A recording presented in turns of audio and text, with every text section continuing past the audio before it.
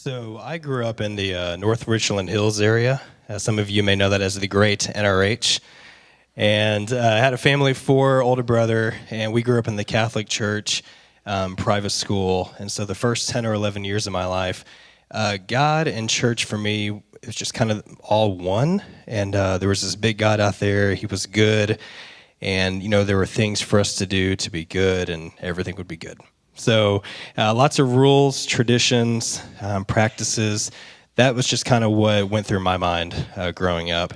When I was 11, my parents got divorced. And so for our family, that was just kind of a shockwave for us.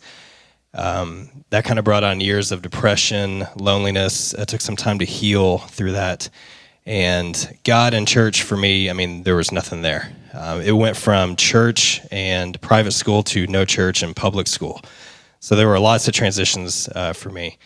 It wasn't again until I was in high school where a girl invited me to church, and I was interested in her. So naturally, yes, I'll happily go to church with you. Love church. And I would have told her or anybody during that time that I was a believer for sure. So I definitely thought that. And I was surprised. I really enjoyed the youth group there. I stayed there for a couple years.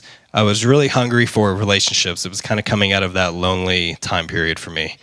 But when I was a senior, I dropped out. I was done with church. I kind of got bored with it. All my friends who were there, they graduated and left already. So I didn't see any need for me to keep going. And so I put all my attention at that point to graduate, work hard, and play hard. And so that's exactly what I did for years. I worked hard during the week. I played hard during the weekends, sometime at night during the week. And so I had a whole new community of friends now. So drinking, partying, drugs, kind of whatever came our way. And it was really just out of a drive for relationships and community. And so that kept going until I had an opportunity to go to California and pursue acting, which I always wanted to do my whole life. And so I figured I'm never going to get another shot to do this. So I went for it. I left everything here and went out there. And for a few years, got to act, worked a whole bunch of different odd jobs in California, like you can imagine. And my lifestyle kind of mirrored what was here in Texas before I left. And so at this point, this is funny, another girl invited me to church. And yes, I was interested in her too. So naturally, yes, I will go with you. But God did a work in me that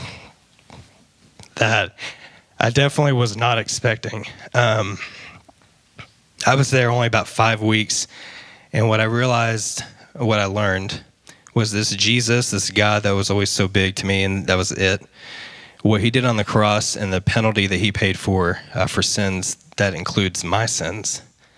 And it was personal. And I realized my whole life leading up to this point, God revealed to me I was not a believer. And I thought I was. I would have told you I was. And I think I would have went to the grave telling you I was a believer, but I was not. I was not following Christ. I was following myself. And so I decided to trust in Jesus. I made a decision that time to follow him for the rest of my life. I got baptized, and needless to say, my life obviously has never been the same ever since then. God called me here back to Texas, and a friend invited me to 121 who was not a girl, so I broke that trend. Thank you.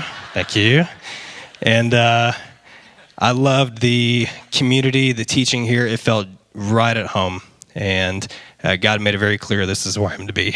And sorry, I met my beautiful wife here, and have a wonderful 17-month-old daughter, and a new baby boy on the way in May.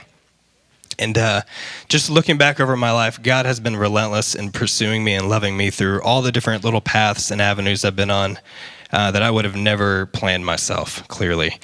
And he still loves me and reminds me today that everything that Jesus did on the cross was enough. And whether I'm having my best day or my worst day, I still need Jesus just the same, and he's enough. So thank you very much.